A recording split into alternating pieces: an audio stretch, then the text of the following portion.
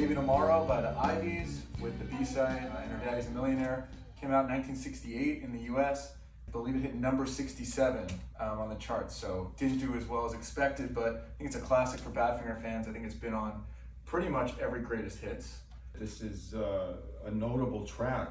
A very young Tommy Evans writing what is really a beautiful ballad, but it's also the pre-Badfinger era. At this point, Joey Molland's not in the group, and the Ivies, while their live act had a heavier edge to it of a rockier rhythm and blues bass type sound, they were now recording pop-like tracks such as this that were beautifully written.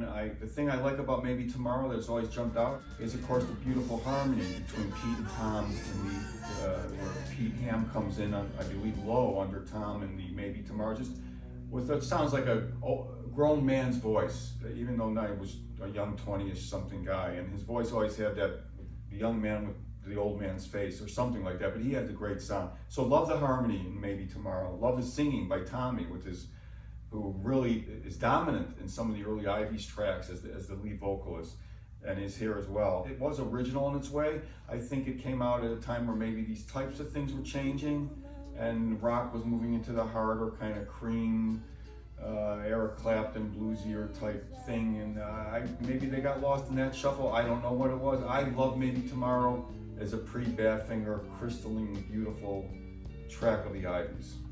All right, that's high praise. I think this is perfect for us to do reviews because I disagree with some of it. And in the environment of all these Badfinger documentaries where people always say, like, McCartney promised this was going to be a #1 hit, and it wasn't marketed correctly or whatever.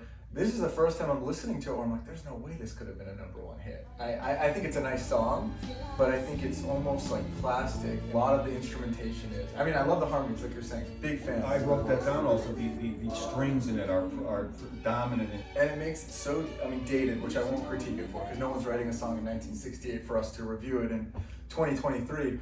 But I think it almost, because it's so melodramatic in the way that it was arranged, it makes the lyrics seem melodramatic. To me, it's always been very emotional track, but that can come off as melodramatic, perhaps, because it's really hits you, and the strings and the general production are overblown. And I think at the time, it held it back.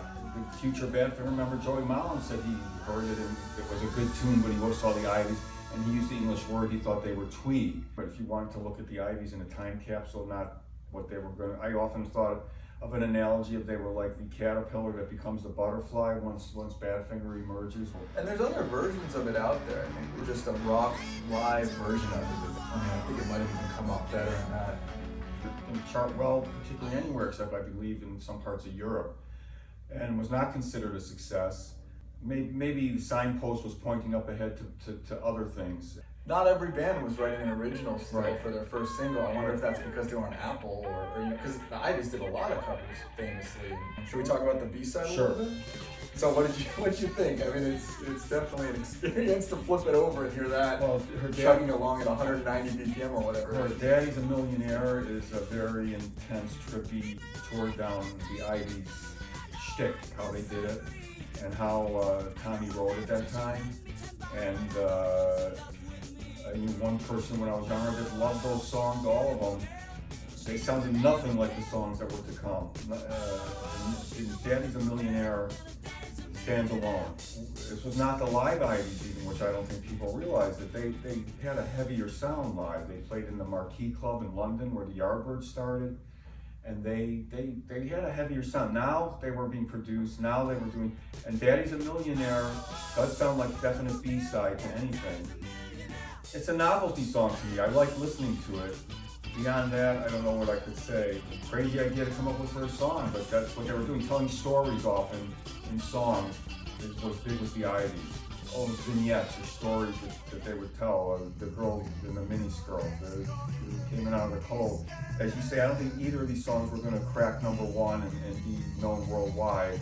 And here's the confession, for a Badfinger fan to look back at this, it's all really enjoyable at some level. I think the difference is this B-side, musically, I find it to be much more interesting, and they're showing like proficiencies in a way that on Maybe Tomorrow, it's more of a songwriting thing. Like the guitar playing's, pretty impressive. The I think the melody's, The pretty guitar's catchy. played through like a wah-wah type thing, isn't it? What's that There's effect they get? yeah, they do it on the It's like intro. a watery thing. The intro, I think, is a wah-wah pedal, but it's very fast playing, and it's like, it's a unique. You can almost kind of hum that melody and everything the guitar's playing. And you're bringing up good points, and also I didn't think of that. Also, the rhythm changes.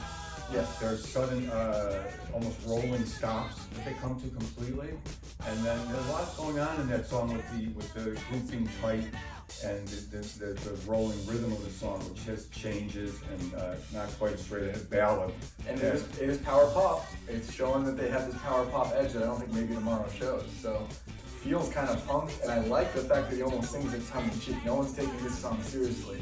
Maybe Tomorrow, it almost seems like he's taking it too seriously. I think they balance each other out well, and you didn't buy this single in 1968. No, as a matter of fact, I didn't know it existed. But as part of the Badfinger family, I think we love both sides of it now. So Yes. should we rate it out of 10? What do you Okay. think?